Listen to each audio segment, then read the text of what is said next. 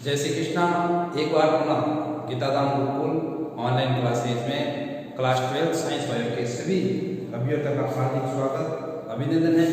एक बार फिर हम अपना जो टॉपिक चल रहा है उसी के अनुरूप आगे बढ़ते हुए अन्य जो उस टॉपिक से संबंधित प्रमुख तथ्य हैं उस पर चर्चा करते हैं।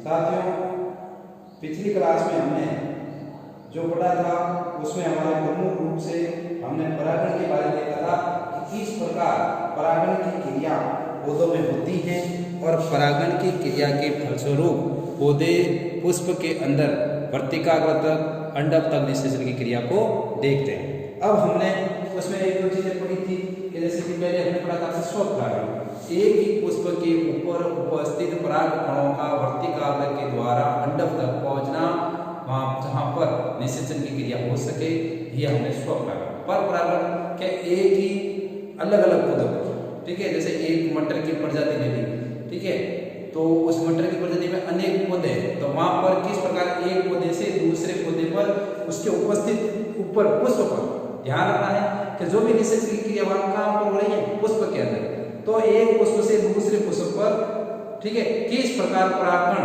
पहुंचते हैं, जिसमें हमने ये भी पढ़ा कि वायु द्वारा, कीट द्वारा, जल द्वारा, चमगादड़ द्वारा, मंगा द्वारा, इन सब के बारे में भी हमने पढ़ा और समझा बहुत ही सरल तरीके से।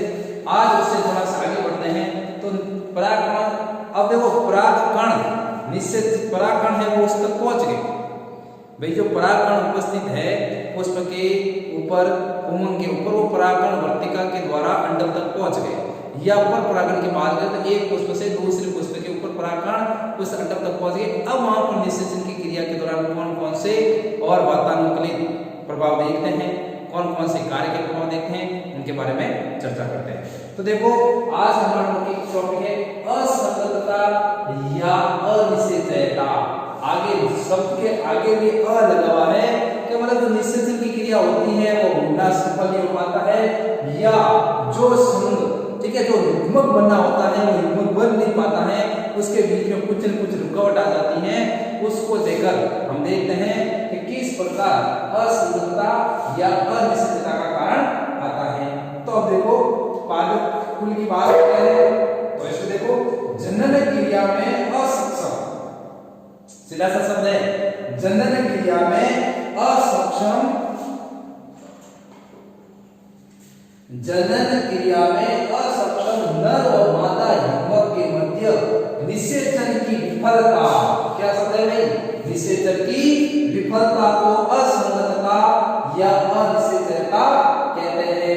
हम जिस पौधे की, जिस पुष्प की बात करते हैं, जिस पुष्प में नर और मादा युग्मकों द्वारा निषेचन की क्रिया को किया जाता है, लेकिन निषेचन की क्रिया के फलस्वरूप वहां पर जो युग्मक बनना होता था वो युग्मक नहीं बन पाता है, क्योंकि जो नर व मादा है वो किसी न किसी रूप में असक्षम है, युग्मक का निर्माण नहीं कर पा रहे हैं। तो यहाँ पर जो निषेचन की क्रिया हुई थी वो विफल हो जाती है और उस विफलता को क्या कहते हैं, असंगतता या अनिषेचयता कहते हैं। तो इस प्रकार आप देख सकते हैं कि जो असंगतता या अनिश्चितता है वो किस प्रकार होती है, जिसमें जनन क्रिया में नर व मादा युग्मक असक्षम होते हैं। अब बात करते हैं तो दो ये निषेचन की क्रिया कितने प्रकार की होती है, ये असंगतता या अनिश्चितता की क्रिया दो प्रकार की होती है। कितनी? दो, एक है अंतरजातीय और एक है अंतरजातीय। सीधा सा सबसे स्पष्ट है अंतरजातीय, एक से ज्यादा जातियों के बीच, दो विभिन्न जातियों के बीच। अंतरजातीय एक ही जाति के अंदर और विभिन्न प्रकार, जैसे कि मटर की खुद की जाति के अंदर अगर अनिश्चितता होती है तो वो क्या कहलाती है, अंतरजातीय। और मटर से कोई अन्य पौधे की, दूसरी प्रजाति के पौधे की बात करें तो वहां पर जो निषेचन की क्रिया होती है वो कहलाती है अंतरजातीय। तो देखते हैं अंतरजातीय को कैसे होता है, एक ही वंश की, क्या, एक ही वंश की विभिन्न जातियों के मध्य, एक ही वंश की विभिन्न जातियों के मध्य होने वाली अनिश्चितता को अंतरजातीय अनिश्चितता कहते हैं। आप अपनी कॉपी में भी नोट करते हैं। मैं शॉर्ट डायग्राम के रूप में किस प्रकार अपने टॉपिक को समझ सके उसको लेकर चल रहा हूं। तो आप इसको पूर्ण परिभाषा में अकॉर्डिंग टू बोर्ड क्लास के हिसाब से इसको अपने घर पर अपनी किताब, पाठ्य पुस्तक को देखते हुए रेडी करें और ये देखें कि इसको और कैसे सरल और शॉर्ट बना सके, ताकि हम कम समय में इसको और सार्थक अध्ययन कर सके।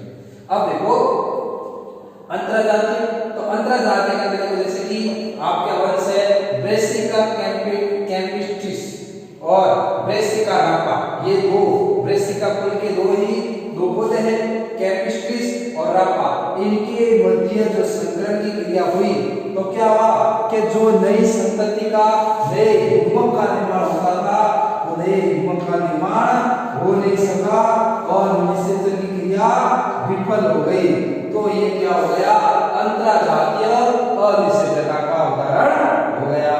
अब देखो अंतरजातीय, अंतरजातीय का मतलब है एक ही जाति के मध्य, क्या है, एक ही जाति के मध्य नर व मादा युग्मकों द्वारा निषेचन की क्रिया के दौरान निषेचन का विफल हो जाना अनिषेकता, अंतरजातीय अनिषेचता या अंतरजातीय असंगतता कहलाता है। इसी परिभाषा हो गई, मैंने एक शॉर्ट लाइन लिखा एक ही जाति के मध्य, तो एक ही जाति कौन सी, अंतरजातीय, ठीक है। और यहाँ पर हम इसका उदाहरण पढ़ते हैं, तो इसका उदाहरण सबसे अच्छा है प्रिमुला। देखो आपने प्रिमुला के बारे में और जगह पढ़ा है, अगर आप थोड़ा सा ध्यान रखें प्रिमुला के बारे में, तो हमने प्रिमुला के बारे में आपके पढ़ा था जब हम पढ़ रहे थे ये परागण की पर परागण के अनुकूलन की विधियां, तो विषमवर्ती कारकों के बारे में पढ़ा था, सही है, विषमवर्ती। तो देखो यहाँ पर आपको उदाहरण आ गया है, फॉर्मूला में क्या था, विषमवर्ती कारक में क्या था कि वर्तिका लंबी है तो आपके पुंकेसर छोटा है, और पुंकेसर छोटा है तो वर्तिका एक लंबा है तो एक छोटा या दूसरा विपरीत, तो इस वजह से वहां पर निषेचन की क्रिया सफल नहीं हो पाती। और जब निषेचन की क्रिया सफल नहीं हो पाती तब वहां पर कौन सा हो गया, अंतरजातीय स्व अनिषेचता प्रिमुला के बारे में, ठीक है। ये आपके असंगतता या अनिषेचन की क्रिया के बारे में प्रमुख रूप से हैं, तो आप इसको एकदम आराम से उतार लीजिए, फिर हम इससे आगे का जो हमारा निषेचन की क्रिया है वो किस प्रकार होती है उसको देखते हैं। तो इस पूरे टॉपिक को ध्यान से देखें और किस प्रकार आप इसमें और अन्य अपने टॉपिक को इसके साथ अटैच करते हुए इसको और ज़्यादा विस्तृत कर सकें, और प्रयास करें घर पर पढ़ते रहें बार बार। जैसे ही स्कूल ओपन होती हैं तो आप अपने सब्जेक्ट के साथ जुड़े रहें, नया कुछ नहीं लगे, ऐसा लगे कि हाँ मैं नियमित रूप से हमेशा की तरह पढ़ रहा हूँ, ठीक है। अब हम पढ़ेंगे निषेचन के बारे में। तो हम अब देखते हैं निषेचन की क्रिया किस प्रकार पौधों में होती है।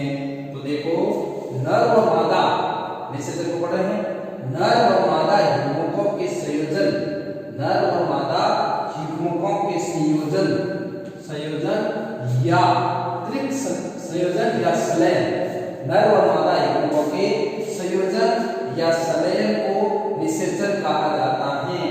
सीधी सी बात है, एक नर और एक मादा दोनों युग्मक मिलते हैं तो नई संतति का निर्माण होता है।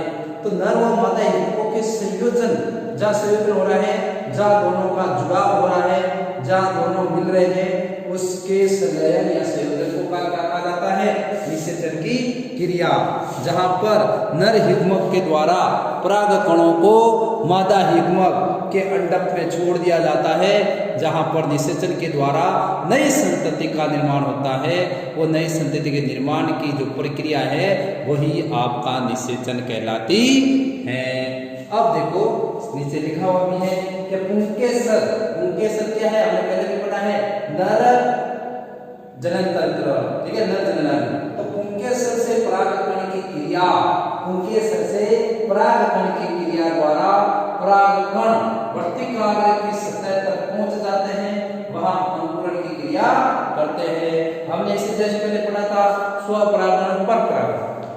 तो स्वपरागण में क्या पढ़ा कि जो सबसे ऊपर भ्रूणकोश है, ठीक है, वहां पुंकेसर से परागकण वर्तिका के अंदर से होते हुए अंडक तक पहुंचते हैं। तो ये कि पुंकेसर से जो परागकण है की क्रिया, पुंकेसर से परागण की क्रिया द्वारा परागकण वर्तिकाग्र की सतह तक पहुंच जाते हैं, तथा वहां पर उस सतह पर पहुंचने के बाद वहां पर अंकुरण की क्रिया, नए पौधे के निर्माण की अवस्था, अंकुरण की क्रिया करते हैं। फिर देखो अंकुरण के समय जनन छिद्र से अंतःचोल पराग नलिका के रूप में निकलकर वर्तिका के अंदर प्रवेश कर जाते हैं। तो यहाँ पहुंचने के बाद अंकुरण करते हैं। तो जैसे ही पौधा जमीन के अंदर अंकुरण की अवस्था में आता है तो जमीन के ऊपर छोटे छोटे कलिकाओं के रूप में प्रस्फुटित होता है, बाहर की ओर उड़ता है। तो सेम वही सिचुएशन के अंकुरण करते हैं। तो अंकुरण के दौरान क्या होता है कि ये अंकुरण जनन छिद्र के द्वारा अंतर्जोड़ पराग नलिका के रूप में, एक पराग नलिका के रूप में वर्तिका के अंदर प्रवेश करते हैं। अब बीजांड है, वर्तिका के अंदर करेंगे तो बीजांड है। तो बीजांड में पराग नलिका है वो तीन अलग-अलग प्रकार से प्रवेश करती हैं। तो तीन प्रकार को हम डायग्राम बनाकर समझते हैं कि कैसे कैसे वो पराग नलिका के अंदर, पराग नलिका है वो बीजांड के अंदर प्रवेश करती हैं। तो इन तीनों को हम अभी डायग्राम के द्वारा देखते हैं। तो डायग्राम बनाते हैं। यहाँ तक के टॉपिक को आप आराम से लिख लीजिए। और मैं बार बार कह रहा हूँ किताब को साथ में रखें और हमारे द्वारा ऑनलाइन क्लासेज में दिए गए मटेरियल को किताब के साथ संयोजित करते हुए एक शानदार मटेरियल को तैयार करने की एक कोशिश कीजिए, जिसका फायदा आपको आगामी समय में जरूर मिलेगा। तो साथियों आप देख सकते हैं कि किस प्रकार जो पराग नलिका है वो इन तीन रूपों में बीजांड के अंदर प्रवेश करती हैं। सबसे पहले बीजांडी द्वार प्रवेश, कौन सा प्रवेश? बीजांडी द्वार। तो आप देख सकते हैं पराग नलिका है और ये बीजांडी द्वार यहाँ से, ठीक है, ठीक यहाँ से अंदर की ओर प्रवेश करती है। ये प्रवेश करेगी तभी तो अंडक के अंदर भ्रूण का निर्माण होगा। जब भ्रूण का निर्माण होगा तो बीज बनेगा, तो देखा नई सब्जी का निर्माण हो जाएगा। तो ये पराग नलिका या बीजांडी द्वार से ही जो एक सामान्य अवस्था होती है उस रूप में अंदर की ओर प्रवेश करती है। फिर निभागी प्रवेश, कौन सा? निभागी मतलब ठीक इसके उल्टा ऊपर की ओर से, ठीक है, ये खाली से निभागी ठीक ऊपर से ये पराग नलिका बीजांड के अंदर प्रवेश कर रही है। और तीसरा प्रकार है आपके अध्यावरण प्रवेश।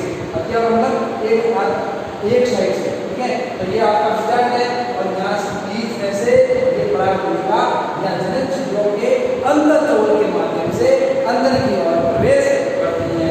तो इन तीन रूपों को आप देख सकते हैं कि किस प्रकार पराग नलिका बीजांड के अंदर प्रवेश करती हैं, ठीक है। और ये तीनों रूप और ये तीनों प्रकार के डायग्राम भी आप अपनी किताब पाठ्य पुस्तक में बना लें, ताकि आपको इसका सीधा सा फायदा भी मिलता रहेगा और आप इसके द्वारा अपने टॉपिक को और भी अच्छा और मजबूत बढ़ा सकते हैं।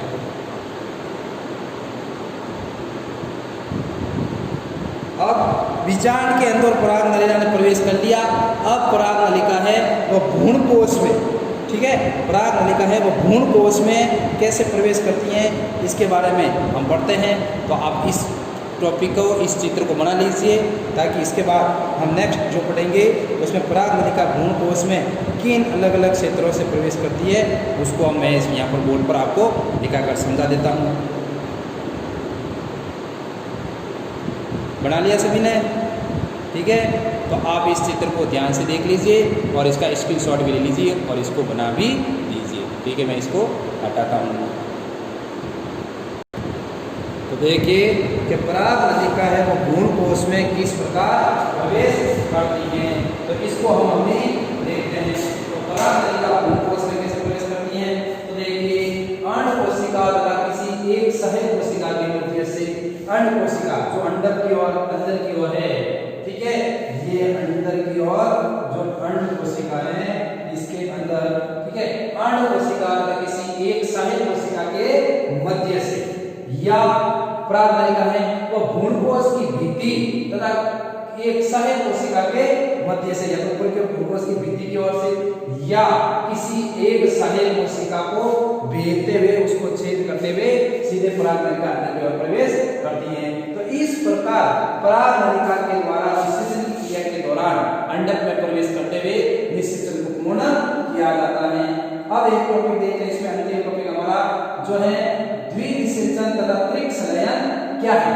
नॉर्मल परिभाषा पूछ जाती है, एक नंबर का क्वेश्चन एग्जाम में कई बार पूछा भी गया है और इसके बारे में आपको ध्यान से पढ़ना भी है। तो देखो भ्रूण कोश में अंड कोशिका तथा नर युग्मक के संलयन को भ्रूण कोश में अंड कोशिका मतलब नर युग्मक के संलयन को युग्मक संलयन कहते हैं। क्या कहते हैं? युग्मक संलयन। एक युग्मक का निर्माण हो रहा है। वापस समझेंगे, भ्रूण कोश में अंड कोशिका तथा नर युग्मक के संलयन को युग्मक संलयन कहते हैं। फिर देखो युग्मक संलयन, युग्मक संलयन आया, आगे देखो, युग्मक संलयन से निर्मित द्विगुणित युग्मक द्वितीय नर युग्मक केंद्र से संयोजित होकर प्राथमिक भ्रूणकोश केंद्र का निर्माण करता है। इस प्रक्रिया को त्रिक संलयन कहते हैं। क्या कहते हैं? त्रिक संलयन।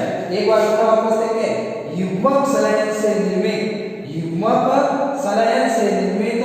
द्विगुणित युग्मक द्वितीय नर युग्मक केंद्र से संयोजित होकर प्राथमिक भ्रूणकोश केंद्र बनाता है, जिसे त्रिक संलयन कहा जाता है। तो ये आपके त्रिक संलयन के या द्विनिषेचन, ठीक है, उसकी परिभाषा है जिसको ध्यान से देखना है। एक चीज है आपके जो मैं अभी आप ध्यान से देखें, जिसमें है भ्रूणकोश के विकास के लिए आवश्यक पोषक पदार्थ। भ्रूणकोश के बारे में है कि भ्रूणकोश है क्या, तो उसके अंदर हम देखते हैं कि भ्रूणकोश है वो भ्रूण के विकास के लिए आवश्यक पोषण प्रदान करता है। यह भ्रूणकोश तीन प्रकार से कार्य करता है, केंद्रीय, कोशिकीय व हेलोबियल। केंद्रीय, कोशिकीय व हेलोबियल, ठीक है, तो तीन प्रकार से काम करता है। सबसे पहले भ्रूणकोश है क्या, तो भ्रूणकोश है वो भ्रूण के विकास के लिए आवश्यक पोषण प्रदान करता है।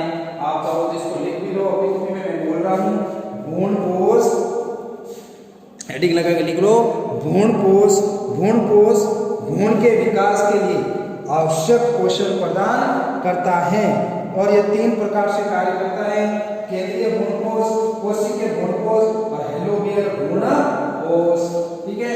इस प्रकार आपका ये थर्ड चैप्टर भी पूर्ण होता है और आपको अपने किताब के अंदर जो इसकी विस्तृत पाठ्य वस्तु आई हुई है उसको घर पर देखना है और उसका नियमित अध्ययन जारी रखना है। जय श्री कृष्णा। अगली क्लास पर हम जो नेक्स्ट टॉपिक है हमारा उसको लेकर चलेंगे। जब तक गवर्नमेंट के आदेश स्कूलें खुलने को लेकर नहीं आते तब तक आप हर एक टॉपिक को नियमित रूप से अध्ययन करते रहें। कोशिश करें जो सरल टॉपिक है, जो एज ए पर्यावरण अध्ययन की तरह है, जिनको सामान्य पिछली कक्षा हमने पढ़ा है, उनको अभी से तैयार करके एक अपने बैंक के अंदर बैलेंस होता ना, उसकी तरह अपने ध्यान का एक बैलेंस बनाकर रख दीजिए, ताकि जब स्कूल खुलेगी तो आपको पता रहेगा कि मेरे दिमाग रूपी अकाउंट में इतना बैलेंस पहले से है और मुझे ये कुछ प्राप्त करना है। जय श्री कृष्ण।